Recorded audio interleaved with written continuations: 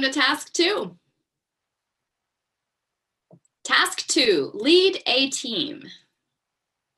Leadership. The project manager needs to understand the role of influence in guiding the project teams and stakeholders to the optimal outcome. There is a measure of influence that is necessary. Many times you hear of project managers trying to convince stakeholders about the best path to follow. Some are successful in convincing management and stakeholders about the best path to follow, but others are not. This is because they may not intentionally be influencing stakeholders using a tested and tried method.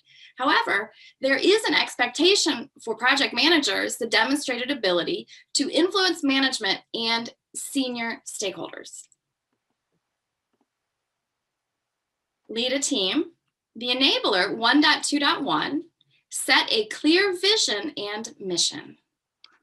So your project duty as a project manager is to participate in the development of the project charter by compiling and analyzing gathered information in order to ensure project stakeholders are in agreement on its elements. This is part of setting a vision and a mission.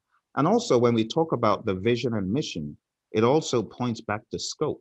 So part of your project duty as a project manager is to develop a scope management plan based on the approved project scope and using scope management techniques in order to define, maintain, and manage the scope of the project. Lead a team enabler 1.2.2 is support diversity and inclusion. For example, behavior types and thought process. And in this one, as usual, we have a project duty. And our project duty here is to develop the resource management plan. Now, you see, we have the word human. It's actually now known as resource management plan. So it's really to develop the resource management plan.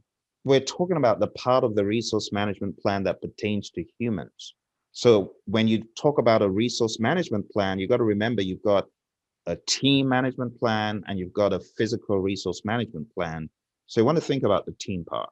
So your project duty is to develop that part of the resource management plan that pertains to humans and the team by defining the roles and responsibilities of the project team members in order to create a project organizational structure and provide guidance regarding how resources will be assigned and managed. So think about it. The enabler is support, diversity, and inclusion. So how do you do that? Well, first of all, by developing a plan and understanding diversity and inclusion and incorporating that into the plan. The second step is to acquire and manage project resources. Of course, we're talking about acquiring the human resources. So as you acquire resources, you're thinking about diversity during the acquisition of those resources. And again, you're following the resource and procurement management plans in order to meet project requirements. Let's go on to the third enabler. Enabler 1.2.3 is value servant leadership. For example, relate the tenets of servant leadership to the team. And your project duty here, as Emily said, is to relate those tenets of servant leadership to the team. So let's talk about some of these tenets of servant leadership. And you can see them on the right-hand side of the screen there: conceptualization, listening, awareness, persuasion, stewardship, commitment to growth, healing, empathy, foresight, and building community. Now, there's quite a lot to be said about being a servant leader, and we want to unpack this really quickly. A servant leader is one who stays in touch with the challenges and problems of others. This is from the book Manning and Curtis on leadership. But there's a little bit of background to leadership. Term leadership, servant leadership, was coined by Robert Greenleaf in 1970. We're not talking about inmates running a prison. We're talking about those who are in a position of leadership, thinking about serving those who they lead.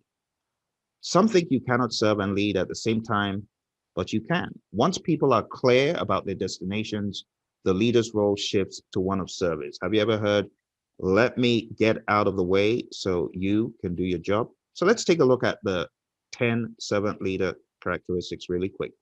First one is conceptualization, and this characteristic relates to your ability to dream great dreams so that you can look beyond the day-to-day realities to the bigger picture.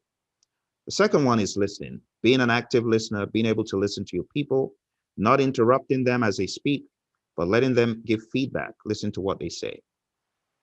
The next one is awareness. Being self-aware, being able to look at yourself, think deeply about your emotions and behavior, and consider how they affect people around you. The next one is persuasion. Servant leaders use persuasion rather than authority to encourage people to take action. The next one is stewardship. Stewardship is about taking responsibility for the actions and performance of your team and being accountable for the role team members play in your organization. The next one is commitment. Commitment to growth. Commitment to growth of people. Servant leaders are committed to the personal and professional development of everyone on their team. To develop people, make sure that you use training needs assessments to understand their development needs and give them the skills they need to do their jobs. Next one is healing. This characteristic relates to the emotional health and wholeness of people and involves supporting them both physically and mentally. The next one is empathy. Servant leaders strive to understand other people's intentions and perspectives. You can be more empathetic by putting aside your viewpoint temporarily and valuing the other person's perspective. The next one is foresight.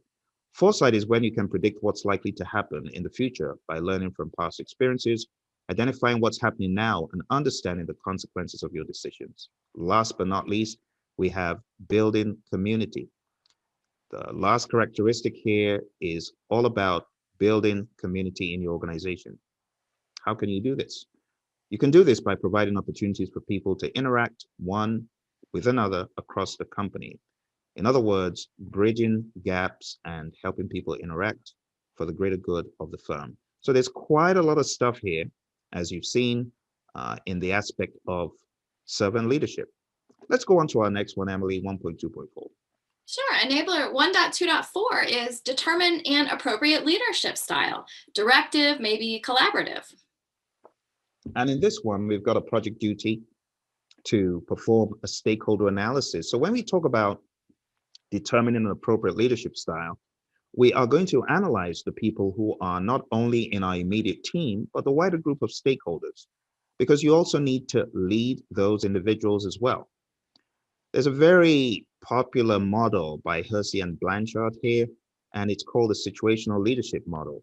And it really depends on the stakeholders that you're dealing with. You might need to be highly directing. If they need to be highly directed, then you might need to step into that directing mode. Or you might need to be in a coaching mode. In other words, you need to direct them and support them to the extreme. Or you might have those who you just need to support.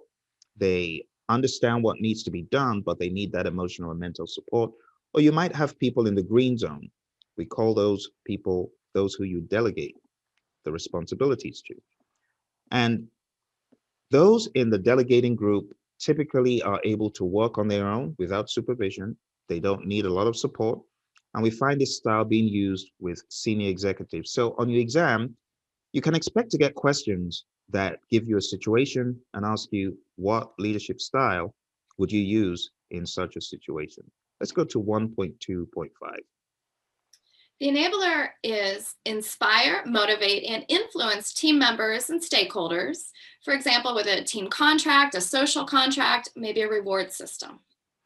And your project duty here, project managers, is to acquire and manage project resources by following the resource and procurement plans in order to meet project requirements.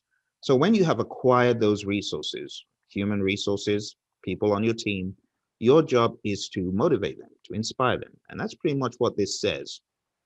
In order to understand this better, I would encourage you to read up 5 stages of team development and understand that. And remember, you're going to have a lot of questions of a situational nature, where some of the tenets of motivation, inspiration, and influence come into play. We'll talk about that during the actual direction of the course. Let's go to 1.2.6. This enabler is analyze team members and stakeholders' influence. So again, project managers, you got to carry out a stakeholder analysis to understand your stakeholders. When you understand your stakeholders using a power interest grid or an influence impact grid, and understanding their level of power, what stakes they have on the project, you get a better understanding of how to engage them. Now, I want to point out the importance of data representation, which is your power interest grid, and also the data analysis, which is what stake does my stakeholder have? What kind of influence do they have on the project? What is their interest like? And questions such as that. Both of those are important when you're analyzing your team members and stakeholders. 1.2.7. This enabler is distinguish various options to lead various team members and stakeholders. So for this, the project manager's duty is to participate in the development of the project charter by compiling and analyzing gathered information in order to ensure project stakeholders are in agreement on its elements.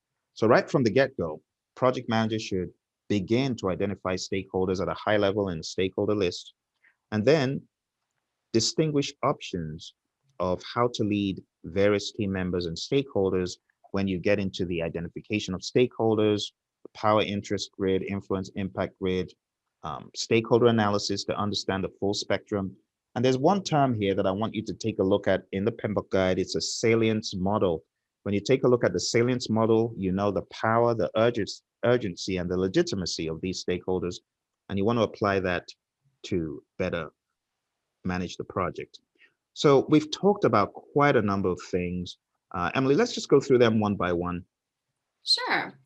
Task 2, lead a team, has the following enablers: set a clear vision and mission, support diversity and inclusion, value servant leadership, determine an appropriate leadership style, inspire, motivate, and influence team members and stakeholders, and then analyze team members and stakeholders' influence, distinguish various options to lead various team members and stakeholders. And project managers, we just want to drive it home because we see people being alarmed at these new tasks and enablers and things. To be perfectly honest with you, leadership is not new. It's been around for a long time. A lot of these items have already been on the PMP exam. So there's no need for you to be overtly scared or fretful. However, you do want to pay close attention to some of the new things we talked about. We talked about servant leadership. We talked about the 10 different tenets of servant leadership. Make sure you know that for your exam. And we also talked about the Hersey Blanchard model for leadership, knowing when to use each of those quadrants to lead a team. Next, we'll go on to task 3.